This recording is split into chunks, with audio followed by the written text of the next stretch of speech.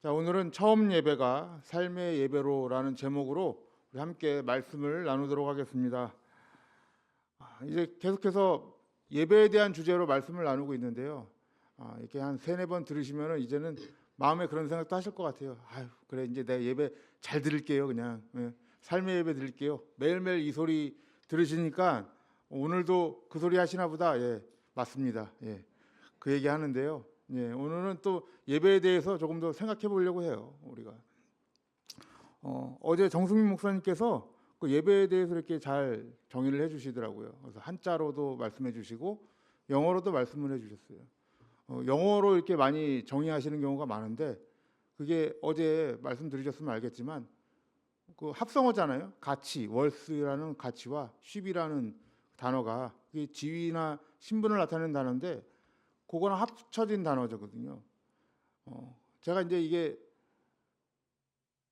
어제 준비한 게 아니라 미리 준비했던 건데 겹쳐져 가지고 이렇게 미리 말씀을 드리는 거예요. 근데 말씀을 드리는 건데 예배라는 것이 그렇습니다. 이게 뭐 신학자들 그리고 철학을 하시는 분들이 이렇게 얘기하시는 건데 예배라는 것은 사실 이 기독교인들만 드리는 것이 아니라 모든 사람들이 예배를 하며 살아간다라고 이렇게 정의를 해요.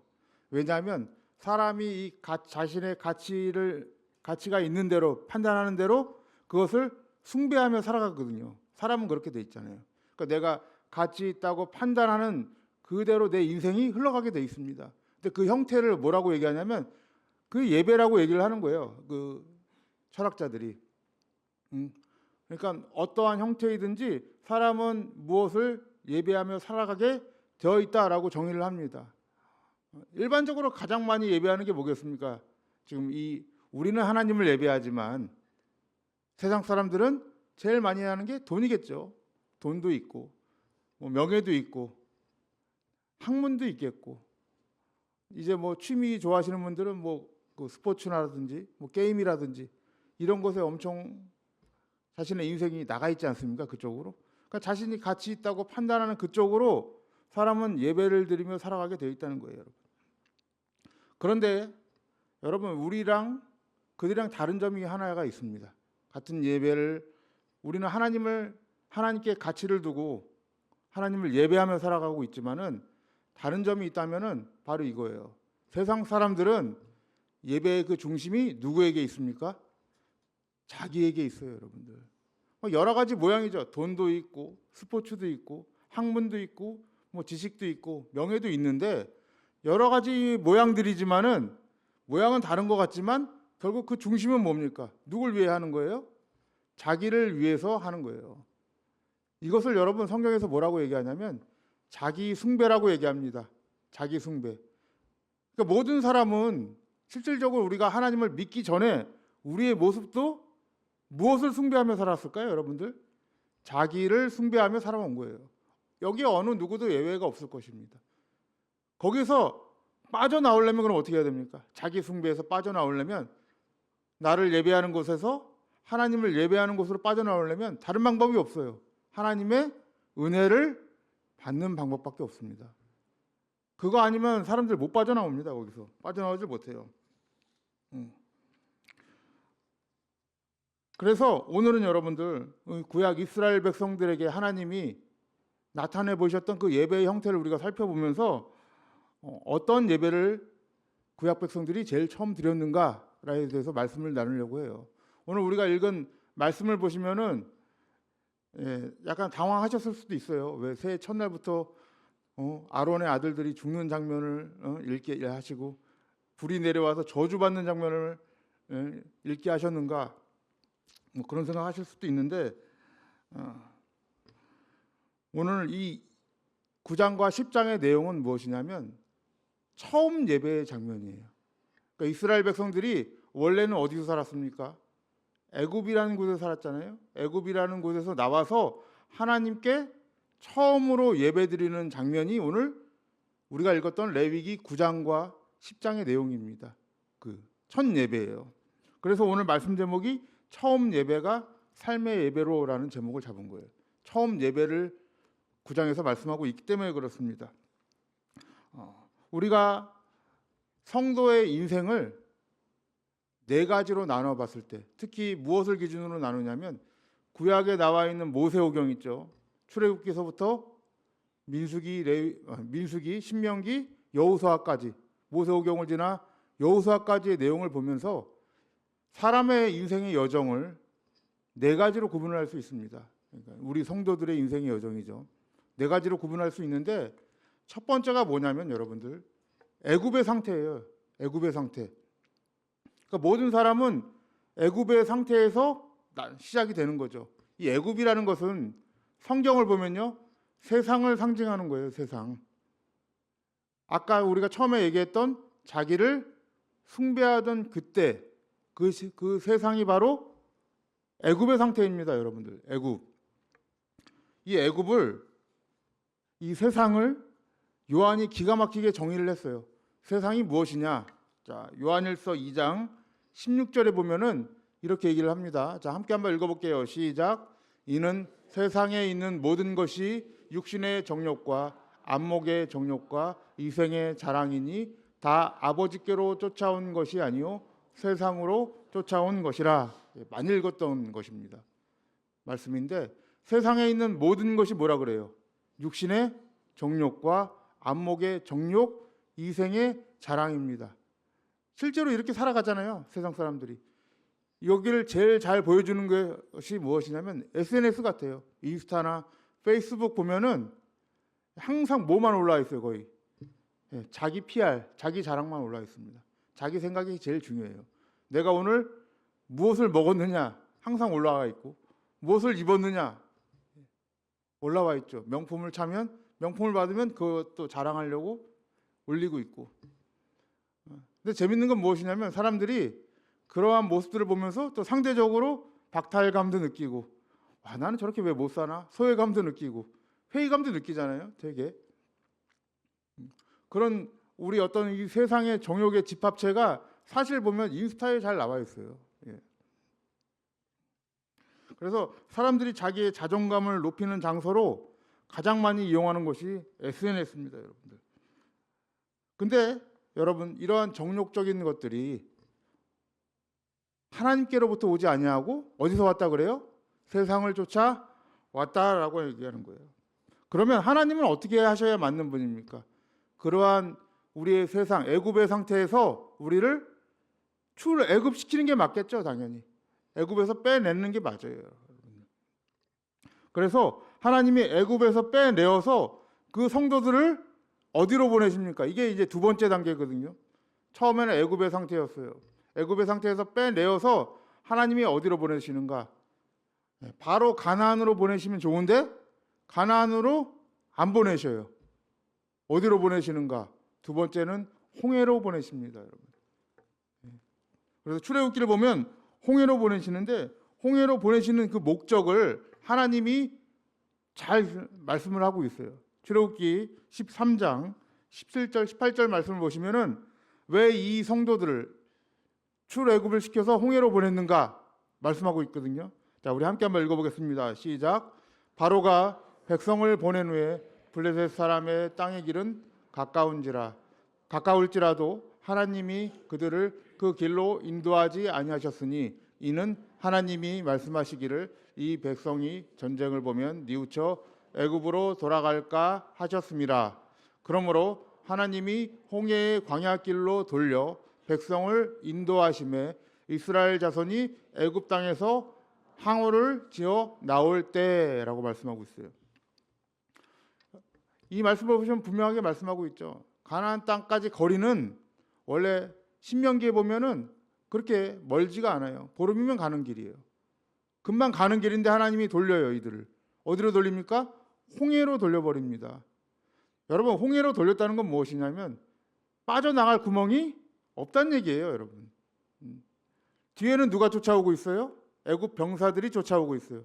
앞에는 뭐가 막고 있습니까? 바다가 내 앞을 막고 있는 거예요. 홍해가 막고 있는 거예요. 그게 여러분 진퇴양난이라 그러잖아요. 아무 데도 갈 데 없는 그곳으로 하나님이 몰아넣어요. 그런데 거기서 어떤 역사가 일어나요? 길이 열리는 거예요. 하나님이 길을 만드신다고 얘기하잖아요. 바다에 길이 열리는 거예요. 무슨 길입니까, 여러분? 생명의 길이 열리는 거잖아요. 다르게 얘기하면 소망의 길이 열리는 거예요, 여러분. 이게 여러분 성도의 인생이에요. 세상은 우리를 향해 자꾸 밀고 들어오는데 우리는 그 앞을 나아갈 수도 없을 만큼 어려운 상황에 빠져 있는데, 그럴 때 우리가 하나님께서 무엇을 만들어 주십니까? 길을 만들어 주세요. 앞에 생명의 길, 소망의 길을 열어 주시는 거예요. 다시는 어디로 못 가게, 애굽으로 나아가지 못하게 만드시는 거예요. 이게 하나님이 우리에게 하시는 일입니다, 여러분. 그래서 이 생명의 길을 보면서 성도들이 깨닫는 게 뭐겠습니까? 이 세상이라는 것은 나의 힘대로 살아가는 것이 아니라 하나님이 길을 열어주셔야 살아가는 것이구나를 이스라엘 백성들이 알았죠. 그래서 출애굽기 15장에 보면 이들이 노래를 부르지 않습니까? 하나님을 향한 찬양을 하지 않습니까? 예. 그래서 이 사건을 뭐라고 얘기를 하냐면 사도 바울이 세례다 이렇게 얘기를 해요. 자, 고린도전서 10장 1절에서 2절 말씀 보세요. 홍해 사건에 대해서 이렇게 얘기합니다. 함께 한번 읽어볼게요. 시작. 형제들아, 너희가 알지 못하기를 내가 원치 아니하노니 우리 조상들이 다 구름 아래 있고 바다 가운데로 지나며 모세에게 속하여 다 구름과 바다에서 세례를 받고라고 말씀하고 있죠. 모세에게 속해서 구름과 바다로 지나면서 뭘 받았대요? 세례를 받았대요, 여러분. 세례가 무엇입니까? 세례는 내가 부인되는 거예요. 다르게 얘기하면 우리는 이 세례 예식할 때 물만 뿌리잖아요. 그거는 굉장히 이제 약식으로 드리는 거예요, 사실은. 진짜 세례는 어떻게 드립니까? 물 속에 잠궈 버려요. 물 속에 담그면 그 사람은 어떻게 됩니까? 죽는 거예요. 죽었다가 다시 살아나게 만드는 의식이 여러분 세례입니다. 그럼 무엇이 죽어야 됩니까? 이 육신이 죽으면 안 되잖아요.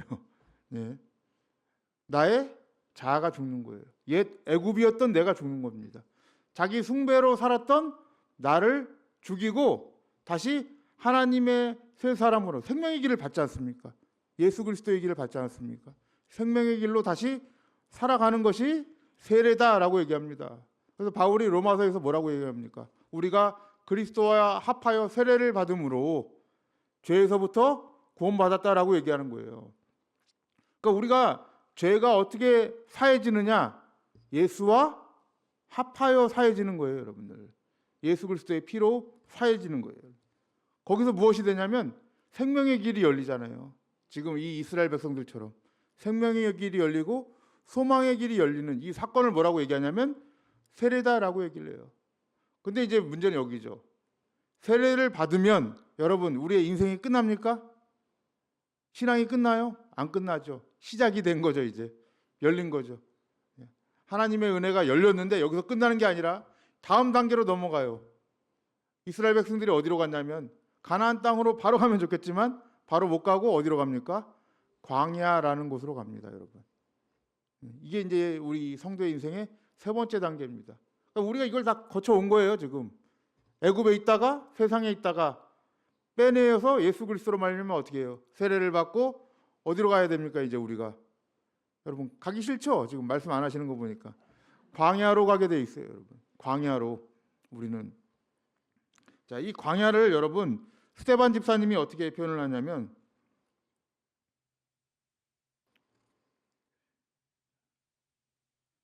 7장에서 광야 교회라라고 얘기를 해요. 사도행전 7장 38절 돼 있나요? 안 돼 있으면은 그냥 넘어가겠습니다. 거기서 스데반 집사님이 이렇게 표현을 합니다. 우리 조상들이 광야 교회에 있었다라고 얘기를 해요. 이 광야라는 곳을 뭐 어떻게 표현하고 있냐면 교회로 표현을 하고 있는 거예요, 여러분들. 여러분들이 지금 이 공동체 생활을 하고 있잖아요. 교회의 공동체 생활을 하고 있잖아요. 이 생활이 마치 무엇과 같다? 광야의 생활과 같다라고 표현을 하고 있는 거예요, 우리 스데반 집사님이. 그러면 이 광야를 우리가 살아가야 되는데 세례를 받고 그냥 바로 하나님의 사람으로 온전히 살아갈 수가 없잖아요. 그러다 보니까 하나님이 이 광야에서 은혜를 주셔요. 어떻게 살아가게 하기 위해서? 하나님의 자녀답게 살아가기 위해서 은혜를 주십니다. 그 제일 큰 은혜가 무엇입니까? 두 가지로 볼 수가 있어요. 하나는 율법이고 하나는 성막입니다. 두 개를 주세요. 이 성막 안에서 여러분들 무엇을 하게 되어 있습니까? 제사를 드리게 되어 있어요. 예배를 드리게 되어 있단 말이에요. 이 광야 생활 중에서 하나님이 이 세우신 가장 특별한 것이 있다면 무엇이냐면 이제는 하나님을 예배할 수 있는 성막을 주셨다는 거예요, 여러분. 이게 여러분 우리 교회 생활이에요. 하나님 중심적으로 살아갈 수 있게 만들게 하기 위해서. 그동안은 여러분 우리가 나 중심적으로 살아왔잖아요. 근데 이 광야는 무엇을 중심으로 살아가야 되는 거예요? 이제는 성막을 중심에 두고, 그죠? 이스라엘 백성들의 진영에 성막을 중심을 두고 하나님 중심으로 살아가게 되어 있는 거예요. 그래서 이스라엘 백성들이 진영을 이동할 때 그 중심에 항상 뭐가 있습니까? 성막이 있잖아요, 여러분. 성막을 중심에 두고 나머지 12지파가 그 성막을 에워싸면서 진영을 이동하지 않습니까? 그 중심에 누가 있으라는 거예요? 하나님이 있으라는 거예요. 성막이에요. 그래서 이 성막을 통해서 제사를 드리게 되어 있는데 그 사진 있나요? 성막 사진이요? 성막 사진이 이렇게 되어 있어요. 잘 보이시나요? 성막이 이렇게 구별되어 있어요. 이렇게. 근데 지명을 보면은 성막 뜰이 앞에 있고 뒤에는 뭐가 있습니까? 장막 같은 게 있죠. 텐트 같은 게 있어요. 이게 구분이 되어 있습니다. 성막 뜰에는 뭐가 있냐면 번제단과 물두멍이 있습니다. 두 개가 있고 그 다음에 그 뒤에 텐트는 뭐 둘로 나눠져 있는데 성소와 지성소로 나눠져 있어요. 그러니까 성소는 거룩한 곳이라는 뜻인데 지성소는 지극히 거룩한 곳이에요. 달라요. 지성소 안에는 뭐가 있냐면 언약궤가 있죠. 그래서 성소와 지성소 사이에는 뭐가 가려져 있습니까? 커튼 같은 건 휘장이 가려져 있다 이렇게 얘기를 해요. 거기를 함부로 보질 못해요. 어제 수요예배 설교 때도 대제사장 들어가는 얘기 하셨죠. 거기는 함부로 못 들어가. 1년에 한 번 들어가는 곳이에요. 지성소는. 그리고 이 성소는 제사장들이 여기서 일을 하는 곳입니다. 일을 하는 곳인데 이 번제단에서 가장 먼저 무엇이 일어났냐면 오늘 이 말씀에서 제사가 일어난 거예요. 이제 바꿔주세요. 제사가 일어난 거예요. 오늘 이 제사를 한번 읽어보겠습니다. 이 예배의 첫 현장인데 23절과 24절 9장이죠. 레위기 9장 23절과 24절 함께 한번 읽어보겠습니다. 시작. 모세와 아론이 회막에 들어갔다가 나와서 백성에게 축복하며 여호와의 영광이 온 백성에게 나타나며 불이 여호와 앞에서 나와 단 위에 번제물과 기름을 사른지라 온 백성이 이를 보고 소리 지르며 엎드렸더라. 이게 이스라엘 백성들이 처음 드렸던 제사의 장면이에요. 자, 아론과 제사장들이 먼저 위임식을 거행하고 이제 제사를 드려요. 제물을 가지고 왔어요. 백성들을 위해 제물을 가지고 나오고 아까 거기 본 번제단 보이시죠? 성막 뜰에 번제단 위에다가 제물을 벌려놨습니다. 벌려놨는데 이제 태워야 되잖아요. 번제단이니까. 불이 어디서 나왔다고 얘기를해요? 24절 말씀 보시면 한번 다시 보여주세요. 24절 말씀 보시면은 불이 여호와 앞에서 나왔다라고 얘기해요. 불이 여호와 앞에서 나와서 번제물과 기름을 사른 거예요, 여러분. 여러분 이건 굉장한 의미가 있는 거예요. 첫 예배가 어떻게 드려지는 거예요? 하나님의 능력으로 드려지는 거예요. 그러니까 우리의 힘으로 드리는 게 아니에요. 우리는 예배하면 언제든지 우리가 나와서 하나님께 예배 드릴 수 있다 생각하지만 그거는 여러분 큰 착각입니다. 예배라는 것은 여러분 하나님의 능력이 시작인 거예요. 하나님의 불이 나와서 번제물을 사름으로 인해서 예배가 시작이 됐어요. 구약의 예배가 시작이 되고 있는 거예요. 그래서 24절을 보면은 백성들이 소리를 질렀다 이렇게 얘기를 해요. 이게 두려워서 소리 지른 게 아니라 굉장히 기쁨으로 소리 지르는 거예요. 이게 원어적 의미를 보면. 그래서 함성을 지른 거예요. 그래서 백성들이 땅에 엎드려서 경배하는 장면이 지금 나오는 거죠. 그런데 이제 이 제단에 피어진 불이 있잖아요. 이제 하나님이 불을 주셨으니까. 이 불은 어떻게 해야 됩니까? 이제 제사장들이 매일매일 관리해야 돼요. 불이 꺼지면 안 돼요. 이제부터는. 이게 여러분 이스라엘의 제사법이에요. 자, 레위기 6장 12절에서 13절 말씀 한번 볼게요. 레위기 6장 12절에서 13절. 자, 읽어보겠습니다. 시작. 단 위에 불은 항상 피워 꺼지지 않게 할지니 제사장은 아침마다 나무를 그 위에 태우고 번제물을 그 위에 벌려놓고 화목제의 기름을 그 위에 살을 찌며 불은 끊이지 않고 단위에 피어 꺼지지 않게 할지니라. 이게 제사장들이 하는 일이에요, 여러분. 불이 꺼지면 안 돼요. 왜 그럴까요, 여러분? 하나님께서 주신 이 처음의 불은 꺼트리면 안 되는 거예요, 이제. 제사는 반드시 뭘로만 드려야 되는 거예요? 자기가 장작펴서 드리는 게 아니에요, 여러분. 하나님이 주신 물로 그거를 잘 계속 지속적으로 관리하여서 드리는 거예요. 처음 시작이 하나님이니까. 우리의 예배의 마지막, 중간 모든 것이 뭐예요? 하나님인 거예요, 여러분들. 삶의 예배가 바로 그겁니다. 우리의 힘대로 드리는 게 아니라 하나님의 능력을 우리가 살아가는 거예요, 여러분. 그게 예배의 자리인 것입니다. 근데 아까 보셨다시피 성막에는 뜰도 있지만은 뭐도 있어요? 바깥 뜰도 있지만 성소와 지성소로 나눠져요. 근데 그 성소에는 제사장들이 일하는 곳이거든요. 성소에 뭐가 있냐면 그 사진 한 번만 더 보여주세요. 자, 성소에는 이런 사진이 있습니다. 세 가지가 있어요. 저 휘장은 이제 그 안쪽이니까 촛대가 있고 등대라고 얘기하죠. 등대가 있고 가운데는 뭐가 있습니까? 분향단이 있고 오른쪽에는 떡상이 있어요, 여러분. 이게 뭘 상징하냐면 실질적으로 우리 성도들의 여러분 인생을 그리고 있는 거예요. 촛대가 뭡니까? 등대가 그 빛을 상징하잖아요. 하나님의 빛, 예수 그리스도를 상징하고 있어요. 빛이고. 분향단은 성도들의 기도다라고 여러분 요한계시록에서 얘기하고 있죠. 우리가 드리는 그 기도가 올라가는 거예요. 이 광야 생활에서 우리가 하는 것들이에요, 여러분. 그리스도의 빛. 떡상은 말씀 되시는 예수 그리스도를 상징하고 있는 거죠, 여러분. 그런데 이제 중요한 건 무엇이냐면 이 성소 안에 있는 불을 어떻게 피워야 되느냐라는 거예요. 불을 어떻게 피워야 되느냐? 그냥 마음대로 피면 안 됩니다. 오늘 말씀 보세요. 자, 본문 말씀 레위기 10장 1절과 2절 말씀 한번 볼게요. 10장 1절과 2절 말씀 띄워주세요. 한번 읽어보겠습니다. 시작. 아론의 아들 나답과 아비후가 각기 향로를 가져다가 여호와의 명하시지 않은 다른 불을 담아 여호와 앞에 분향하였더니 불이 여호와 앞에 나와서 그들을 삼킴에 그들이 여호와 앞에서 죽은지라라고 돼 있어요. 이 분향이 지금 여기 보면 성소 안에 있는 분향단에다 분향하는 거예요. 아론의 아들들이 분향을 하는데 여호와의 명하시지 않은 다른 불을 드렸다라고 얘기를 해요. 이 여호와의 명하시지 않은 다른 불이 뭘까요, 여러분들? 어떤 불을 명하셨길래? 자, 이게 말씀에 나와 있습니다. 레위기 16장 12절에서 13절을 보면은 이렇게 말씀을 해요. 자, 레위기 16장 12절에서 13절 함께 읽어보겠습니다. 시작. 향로를 취하여 여호와 앞 단 위에서 피운 불을 그것에 채우고 또 두 손에 곱게 간 향기로운 향을 채워가지고 장 안에 들어가서 여호와 앞에서 분향하여 향연으로 증거계 위 속죄소를 가리우게 할지니 그리하면 그가 죽음을 면할 것이며. 자, 12절 말씀 한번 보세요. 12절. 향로, 이게 향을 담는 거죠.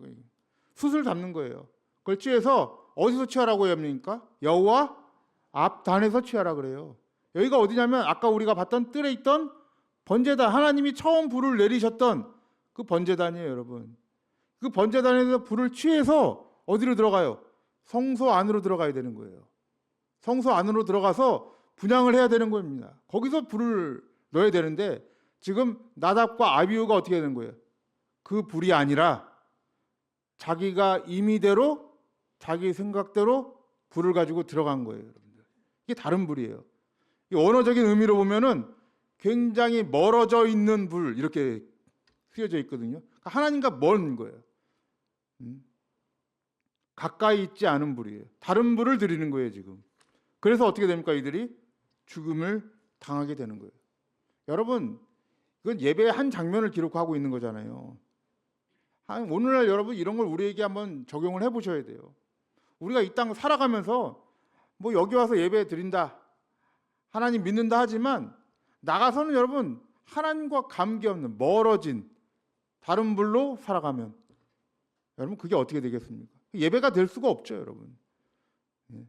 이게 굉장히 중요한 것입니다. 왜 나답과 아비후가 죽임을 당했는가? 다른 불로 살아갔기 때문에 그래요, 여러분. 하나님이 명하신 불로 우리는 살아가는 자들이에요, 여러분. 오늘날 우리에게 오신 그 불이 무엇입니까? 성령이라고도 얘기하고 예수 그리스도라고도 얘기할 수 있겠죠, 여러분. 그리스도의 말씀과 그리스도의 어떤 능력으로 살아가는 것이 여러분 우리의 예배의 자세인 것이에요, 여러분. 그래서 우리의 삶에서도 이 땅은 우리의 힘대로 살아가는 것이 아니겠죠. 모세가 아론에게 와서 이런 말씀을 해요. 10장 3절 말씀이에요. 오늘 본문 말씀 10장 3절 말씀 함께 한번 읽어볼게요. 시작. 모세가 아론에게 이르되 이는 여호와의 말씀이라 이르시기를 나는 나를 가까이 하는 자 중에 내가 거룩하다 함을 얻겠고 온 백성 앞에 내가 영광을 얻으리라 하셨느니라. 아론이 잠잠하니. 이 말씀을 보면 나를 어떻게 하는 자에게 가까이 하는 자예요, 여러분. 아까 나답과 아비후가 하나님과 다른, 그 다른이 뭐라 그랬어요? 멀어진 뜻이에요. 멀리 있는 불을 들었단 말이에요. 근데 하나님은 어떤 자에게, 나를 가까이 하는 자에게 하나님의 거룩함을 보이시는 분이에요. 하나님을 가까이 하는 자에게 하나님의 영광을 보이시는 분이에요. 이 말씀을 잊지 마세요. 우리가 하나님께 영광 돌리겠다 해놓고서는 하나님과는 동떨어진 삶, 하나님과는 관계없는 그 삶을 살고 있다면 그 자체가 여러분 예배의 삶을 살아갈 수가 없는 것입니다, 여러분. 그러니까 이 예배의 삶은 오히려 여러분 잘 생각을 해보세요. 예배의 삶은 그 자체가 우리가 부인되는 현장이에요, 여러분. 하나님의 능력이 드러나고 우리가 부인되는 현장입니다, 여러분. 실질적으로 보면 우리의 연약함 속에서 약할 때 강함 되시는 하나님이 드러나는 것이 우리의 예배인 것이. 그렇게 하나님을 가까이 할 때 하나님의 영광이 드러납니다. 또 우리가 근데 자꾸 잘못 생각하다 보면은 하나님보다 내 영광을 드러낼 때가 더 많고, 어떤 일을 하더라도 그런 거잖아요. 우리 심리가 그렇잖아요. 심리가 우리 조금만 무슨 일을 해도 알아주길 원하잖아요. 안 그래요, 여러분들? 아니라고 부인할 수 있겠습니까? 뭐 이런 것 좀 해주고 저런 것 좀 해주면 그거 얘기 안 해주면 어떻게 돼요? 서운하잖아요, 여러분. 언급 안 해주면 서운하잖아요. 자꾸 나를 좀 해줬으면 좋겠잖아요. 여기 예배자의 자세가 여러분 그렇지 않습니다. 이게 하나님의 능력으로 되었다는 것을 우리가 인정한다면 내가 드러나지 않아도 그 자체가 여러분 하나님을 예배하는 예배의 자리라면 내가 부인되는 현장이라는 거예요, 여러분. 주일날 담임 목사님께서 얘기했잖아요, 여러분. 예배라는 것은 녹아지지 않으면 되지 않는다라는 거예요, 여러분. 그게 소금의 영성이라고 얘기했지 않습니까? 우리가 부인되지 않으면 예배가 될 수가 없어요, 여러분. 삶의 예배는 바로 그런 것이에요. 구약의 백성들은 여러분 성막을 찾아가서 하나님을 이렇게 만나서 예배를 처음 드렸지만 오늘날 우리는 이제 다른 시대를 살고 있죠. 왜냐하면 아예 성막의 이 상징이 뭡니까? 예수 그리스도잖아요. 그 그리스도께서 우리 안으로 들어오셔서 우리가 어떻게 됐습니까? 우리 안이 아예 성막을 만들어 보셨어요. 완전한 제사를 우리에게 주셨죠. 그래서 우리가 성령님이 거하시는 성령의 전이다, 이렇게 얘기를 합니다. 사도 바울이 그렇게 얘기를 하죠. 성전이다라고 얘기를 합니다. 그러니까 우리 안에 성령의 불을 주셨으니 이제는 무엇을 가지고 살아가는 거예요? 그 불을 가지고 살아가는 거예요, 여러분. 다른 불이 아니라 그 불을 가지고 우리가 살아가는 것입니다. 처음 예배가 하나님의 능력으로 시작되면은 삶의 예배도 하나님의 능력으로 이루어지는 거예요. 그러나 처음 예배부터 나답과 아비후처럼 하나님과 멀어진 전혀 상관없는 다른 예배로 시작하면은 올바른 삶의 예배도 없는 것입니다. 사랑하는 성도님들, 오늘 이 말씀을 보시면서 하나님의 능력과 지혜가 되시는 우리의 성전 되시는 예수 그리스도를 붙잡으시길 바랍니다. 그것이 우리가 하나님께 올바른 예배를 드릴 수 있는 가장 큰 능력입니다. 세상 사람들에게는 이 예수 그리스도를 어떻게 표현하냐면 미련한 것이다, 거리끼는 것이다 라고 얘기해요. 화려하지 않아요, 여러분들. 예수 믿는 게 뭐 화려하고 이런 게 아닙니다. 세상이 볼 땐 되게 미련해 보여요. 왜 주일날 나와서 저런 말도 안 되는 신을 믿느냐 이렇게 얘기하지 않습니까?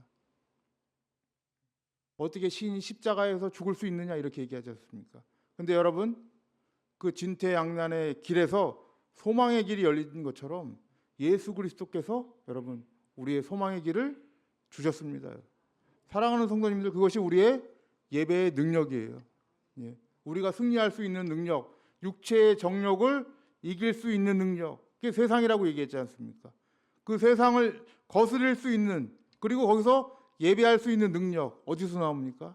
예수 그리스도 안에 있는 것입니다. 거기에 우리의 소망이 있는 것입니다. 그래서 오늘도 우리는 기도하실 때 하나님의 능력과 지혜가 되시는 예수 그리스도를 붙잡으시고 그 능력으로 예배하시고 많은 사람들에게 하나님의 영광을 나타내시는 우리 성도님들 다 되시기를 주님의 이름으로 간절히 축원합니다. 기도하겠습니다. 하나님 아버지 감사합니다. 하나님께서 은혜를 내려주셔서 우리 안에 성전 삼아주시고 또 우리 안에 성령의 불을 내려주셔서 그 불로 말미암아 예배하며 살아갈 수 있도록 인도하시니 감사를 드립니다. 우리의 모습이 나답과 아비후처럼 외식적인 모습이 되지 않도록 인도하여 주시고 오직 하나님이 명하신 성령을 따라 예수 그리스도를 따라 이 땅 살아갈 수 있도록 역사하여 주시옵소서. 그래서 예배자의 모습으로 살아갈 때 하나님께 영광 돌리게 하여 주시고 세상 가운데 빛과 소금으로서의 삶을 하나님의 능력으로 이뤄낼 수 있도록 역사하여 주시옵소서. 감사를 드리며 우리 구원자가 되시는 예수님의 이름으로 기도드립니다. 아멘.